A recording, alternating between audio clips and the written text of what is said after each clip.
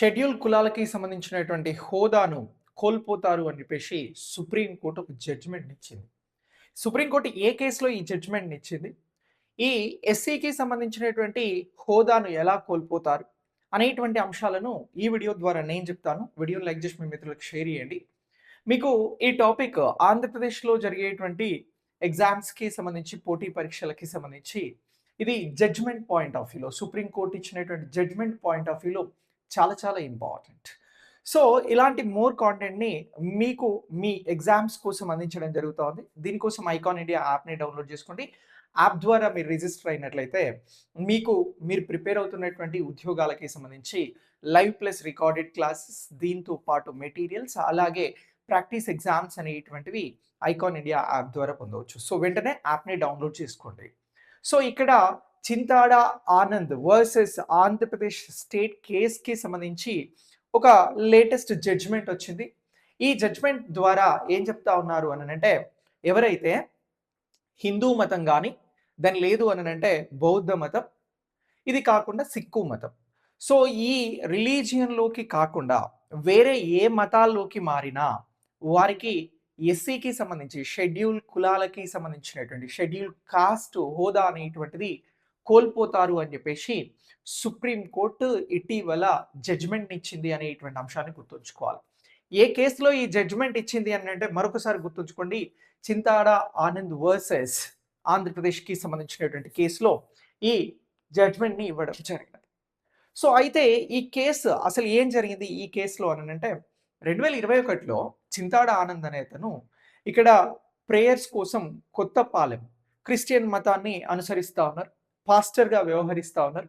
ఈయన కొత్తపాలెంకి వెళ్ళి ప్రేయర్స్ చేసి వస్తుండగా ఇతని మీద దాడి జరిగింది.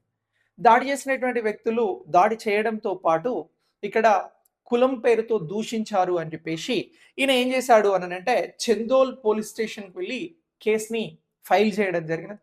అలా చందోల్ పోలీసులు ఇక్కడ కేసుని ఫైల్ చేసిన తర్వాత కేసు అనేటువంటిది రిజిస్టర్ అయ్యి ఇది హైకోర్టులో వాదోపవాదాలు జరిగినాయి.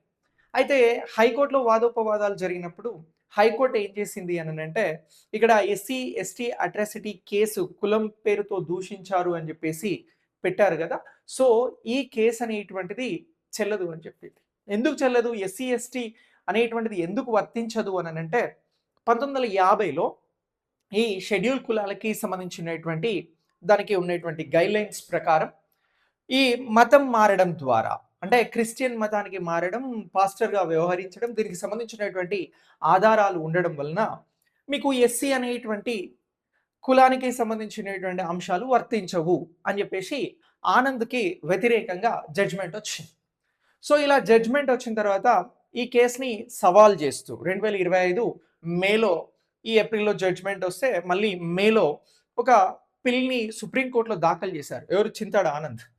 సో ఇలా ఈ సుప్రీంకోర్టుకి కేసు వెళ్ళిన తర్వాత సుప్రీంకోర్టులో విచారణ జరిగి సుప్రీంకోర్టుకి సంబంధించినటువంటి జడ్జెస్ ప్రశాంత్ కుమార్ మిశ్రా, అలాగే ఇక్కడ అంజారియాలతోటి కూడినటువంటి జడ్జిమెంట్ ధర్మాసనం ఏం చెప్పింది అని అంటే, హైకోర్టు తీర్పుని సమర్థించింది. హైకోర్టుకి సంబంధించి ఏదైతే తీర్పు ఇచ్చిందో, ఆనంద్ గారు మీకు ఎస్సీ ఎస్టీకి సంబంధించినటువంటి అట్రాసిటీ కోణంలో న్యాయం చేయలేము, మీకు వర్తించదు అని చెప్పింది. ఎందుకు వర్తించదు అని చెప్పేసి మళ్ళీ ఆనంద్ గారు అడిగితే సేమ్ అదే విషయం చెప్పింది. మీరు మతాన్ని మార్చుకున్నారు, మీరు సిక్కు మతంలోనో హిందూ మతంలోనో లేదా బౌద్ధ మతంలో ఉంటే మీకు ఎస్సీ ఎస్టీ అనేటువంటిది వర్తించేది ఎస్సీ కులానికి సంబంధించినటువంటి వారుగా, కానీ మీరు ఎస్సీ కులానికి చెందినప్పటికీ పూర్తిగా మీరు క్రిస్టియన్ మతానికి మారినారు కాబట్టి ఇక్కడ మీకు ఎస్సీకి సంబంధించినటువంటి కులం హోదా వర్తించదు అనేటువంటి అంశాన్ని ఇక్కడ సుప్రీంకోర్టు జడ్జ్మెంట్గా ఇవ్వడం జరిగినది. సో ఇలా ఈ జడ్జ్మెంట్కి సంబంధించినటువంటి పూర్తి అంశాలు ఇవి. సో ఈ అంశాన్ని గుర్తుంచుకోండి, సుప్రీంకోర్టు జడ్జ్మెంట్స్ పాయింట్ ఆఫ్ వ్యూలో మనకి ఎగ్జామినేషన్లో పాలిటీ కోణంలో ప్రశ్నలు ఉంటాయి. అలా ప్రశ్నలు ఉన్నప్పుడు Chintada Anand versus Andhra Pradesh state case ఏంటి అని అడుగుతారు. అలా కేసు గురించి అడిగితే ఈ అంశాలని మీరు ఆన్సర్గా చెప్పాల్సినటువంటి అవసరం ఉంటుంది. సో ఇలా మోర్ టాపిక్స్ని నేను అందిస్తూ ఉంటా. మీకు పాలిటీ కానీ, ఎకానమీ కానీ, జనరల్ స్టడీస్కి సంబంధించి, హిస్టరీకి సంబంధించినటువంటి సబ్జెక్ట్స్ని మీరు లైవ్ ప్లస్ రికార్డెడ్ కోర్సెస్ ద్వారా పొందవచ్చు. మీరు ప్రిపేర్ అవుతున్నటువంటి గ్రూప్ 1, గ్రూప్ 2 ఇతర పోటీ పరీక్షలకి సంబంధించి జనరల్ స్టడీస్ పాయింట్ ఆఫ్ వ్యూలో కూడా ఈ కోర్సెస్ మీకు ఎంతగానో ఉపయోగపడతాయి. సో కాబట్టి మీరు యాప్ని డౌన్లోడ్ చేసుకోండి, యాప్ ద్వారా రిజిస్టర్ అవ్వండి, ఐకాన్ ఇండియా యాప్ ద్వారా ఎప్పటికప్పుడు లేటెస్ట్ అప్డేట్స్ని పొందండి. Thank you for watching. Next వీడియోలో మళ్ళీ కలుద్దాం. Thank you.